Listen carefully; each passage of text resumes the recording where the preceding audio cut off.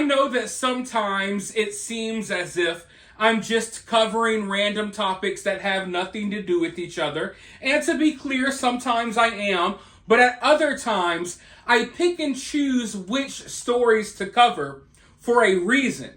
The stories don't have to necessarily be directly tied to each other, but I pick certain stories for a reason because I want to use them to paint a bigger picture. Now, the other day, I mentioned that it was very important for people like me to document the decline of America. It's important for people like me to point out and document these major changes that are happening within our society. Because if people don't do that, the powers that be can pretend as if things were always this way. They can pretend as if things were always this bad. And listen, me and you, we're old enough to know that things weren't always this bad. Hell, 10 years ago, we were living in a completely different America.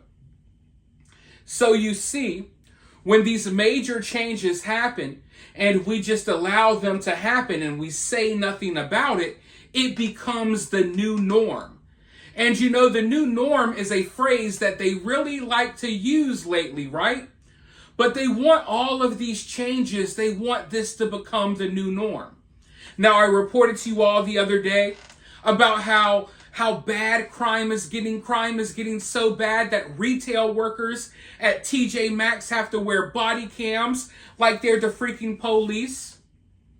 We got kids at school having to go through freaking active pow training events. They're staging mock shootings and stuff at schools. High school students being traumatized.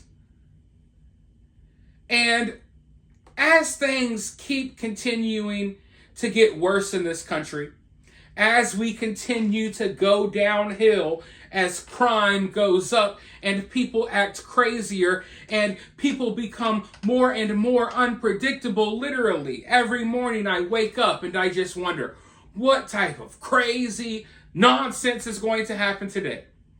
What new way will someone figure out? They figure out a new way to be crazy every day. And it's gotten to the point that nothing surprises us anymore. And it doesn't surprise us anymore because this has become the new norm. The new norm is waking up every day and reading about 1,000 crazy, insane, violent crimes that happened all over America, and no one's doing anything about it. But as crime rises and politicians are doing nothing but adding fuel to the fire, making it easier for violent criminals to roam the streets, making it easier for violent, insane criminals from all over the world to pour across our border. As we demonize the police, some cities in America are now having social workers show up to 911 calls. Some cities don't even have police officers. They don't have enough officers to work overnight. So if something bad happens to you between the hours of 1 and 7 a.m., no police are showing up at all. So naturally, as people get crazier, crime gets crazier, and politicians do nothing about it, the police aren't there to do anything about it, American citizens are once again going to start policing their own communities. Now, this is a major change because this hasn't been necessary for a long time, but it's something we've seen before in the 1700s. Hell, the Revolutionary War was won by a bunch of random Minutemen, militiamen, random dudes that just wanted to protect their house and their families. Okay, that's how we won the Revolutionary War. It wasn't necessarily with a well-trained army. It was with random citizens who were policing their communities. And I guess, policing their communities is a little bit of an understatement when it comes to the Revolutionary War, but you get what I'm saying, right? But armed members of your community, protecting your community, that was kind of a thing of the past once we introduced law enforcement and all of this other stuff. But now, once again, at least in Connecticut, and I'm assuming in other places around America and small communities across America, once again, people have found it necessary to form armed groups, armed militias, to once again protect their little towns, to protect their little communities. I want to go ahead and dive into this article about what's transpiring right now in Connecticut as we speak. A predominantly black neighborhood in Hartford, Connecticut, hoping to fend off violent crime, has turned to an armed group of citizens to patrol their streets by land and by air. The so-called Self-Defense Brigade, made up of about 40 legally armed citizens, are voluntarily patrolling the streets of Hartford's North End, wearing body cameras mostly on nights and weekends, according to the group's founder, Cornell Lewis. When the armed volunteers are not on the streets, the group monitors video feeds from a dozen drones hovering over the neighborhood and 75 home surveillance cameras in the neighborhood. The Democratic machine in Hartford is either unwilling or unable or incapable of doing it, and people are paying their tax dollars and they're not really getting any kind of service, says Lewis. So we want the people to understand, number one, self-defense is not a dirty word. Lewis contends that the brigade is not made up of vigilantes, and all are trained and disciplined legal security. The 40 or so volunteers in Hartford have legal permits to carry concealed weapons, and the purpose is self-defense. I am a 4th degree black belt, and I trained everybody in hand-to-hand combat, Lewis said.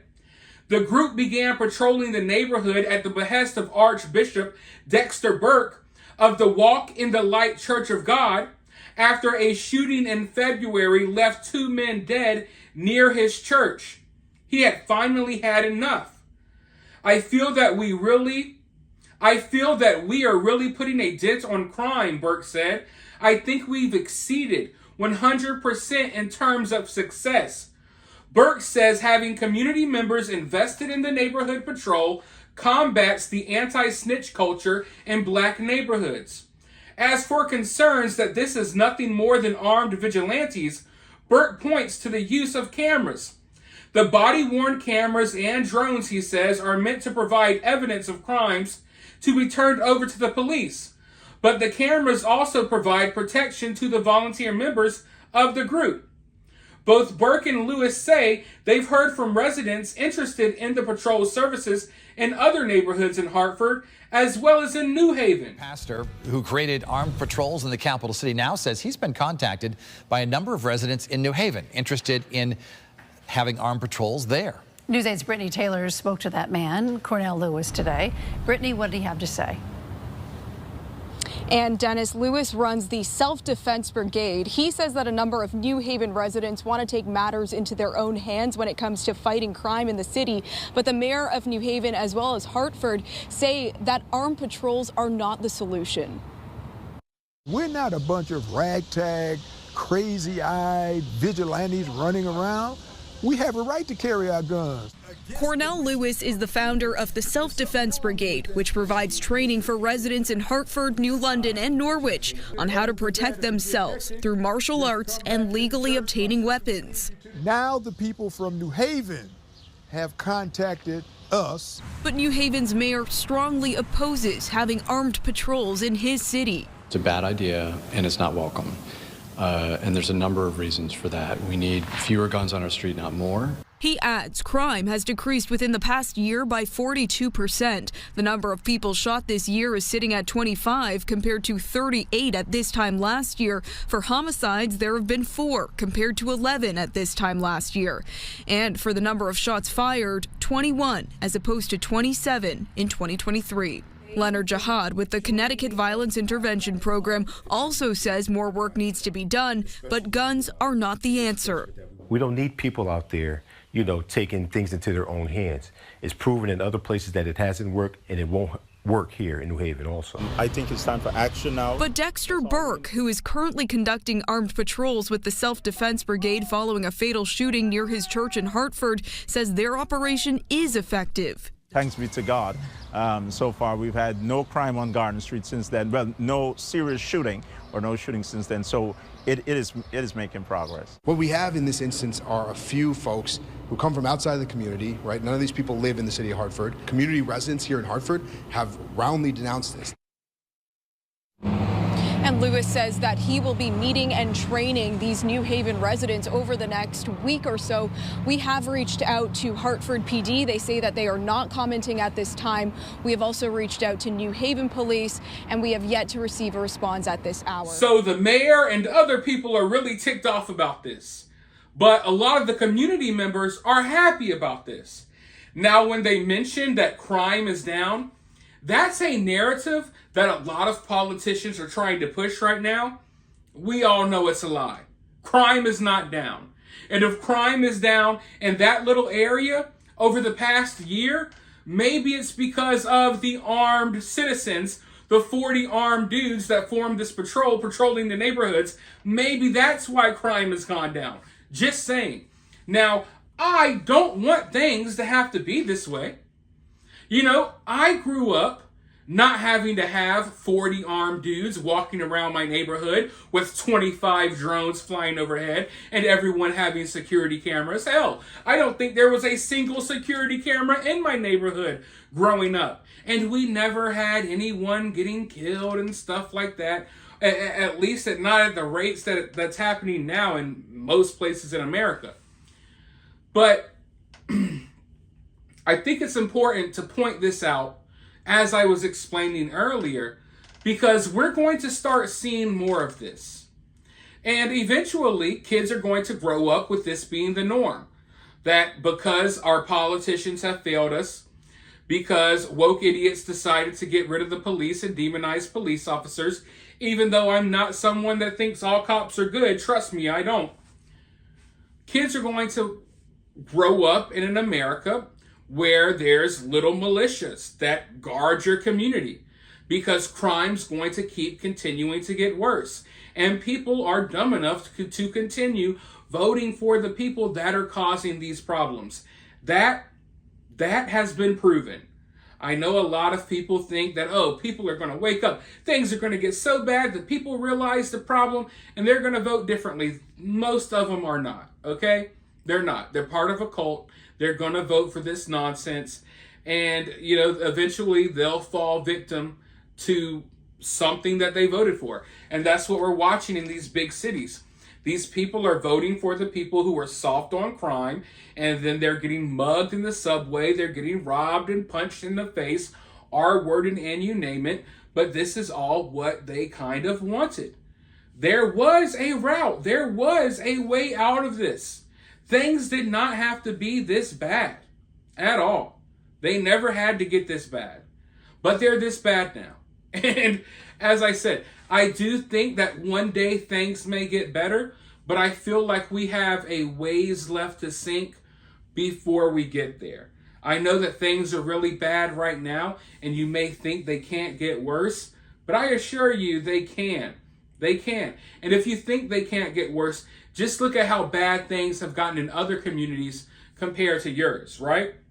Like where I'm at right now, it's nowhere near as bad as what's going on in like New York and Philadelphia and LA, but it's still getting bad where I'm at. So we still have levels left to sink, and that's the sad, scary part, because we've already reached the point of body cameras being attached to retail workers and armed freaking militias patrolling the suburbs.